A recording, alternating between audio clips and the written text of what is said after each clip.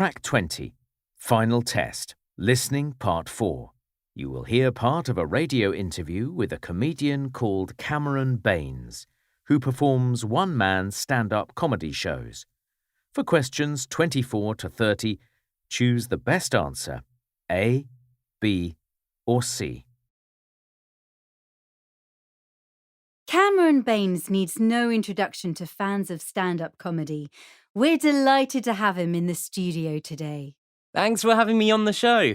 Cameron, you've been doing stand-up for 5 years now. Where did it all begin? Well, when I was 10, my mum got a better job and we had to move to another city. That meant I suddenly found myself among a whole new bunch of people. It was a very worrying time for me, and making friends at that age can be tricky. On the other hand, it was also a chance to redefine myself. Like most boys, I wanted to be a sportsman, but I didn't stand out in terms of sporting ability. I had developed a good sense of humour though, and that helped me find a role for myself, making schoolmates laugh, which I hadn't done before. You mentioned friends there, but what about family? Are there any comedians in your family?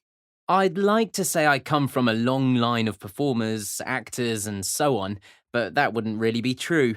My father's great love was going to the theatre. I think he might have had unfulfilled ambitions there. He was also very skilled at defusing the tension in a situation. Whenever he could feel others getting irritated, more often than not, he managed to say something that would raise a laugh. I think I get my love of language from him as well. Did you train to become a stand-up comedian? Not really. There isn't any training for stand-up comedy. At school, I got into acting, but not in a big way, just school productions. It's funny, but I actually preferred rehearsing to performing. I particularly liked the improvisation side of the drama classes. I enjoyed being put on the spot, having to think quickly, a bit like a jazz musician who responds to what's happening around them. You need the same abilities for stand-up comedy. It must be quite a nerve-wracking experience. Is that true? And what do you like most about being a stand-up comedian? There's some truth in it. Nobody likes being ignored, and being in the spotlight is probably attractive for my fellow comedians. For me, though, there's nothing better than turning a hostile, skeptical audience into one that responds well.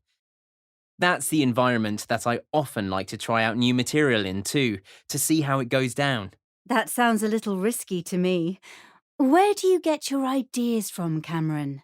I'm constantly on the lookout for new topics and new angles on old subjects.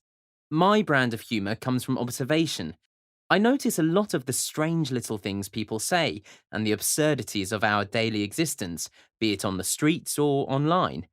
I always carry a notebook and pencil too, a little one that fits in my top pocket so I can jot down ideas to read later.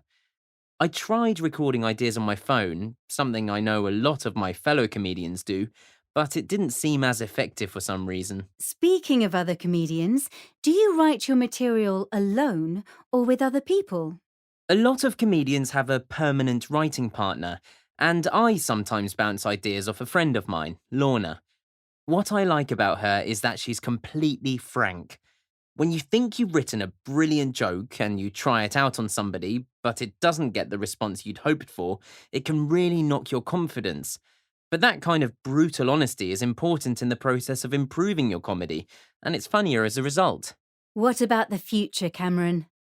Well, I'd like to get into TV work eventually, just as I wanted to when I started out. The internet has opened up possibilities too. Most younger comics have a presence on social media, and I try to keep fans informed as well. My immediate aim, though, is to keep building on what I have at the moment. That means sticking with small clubs, universities, that sort of thing. I'm confident that television work will come in the end. Thanks, Cameron.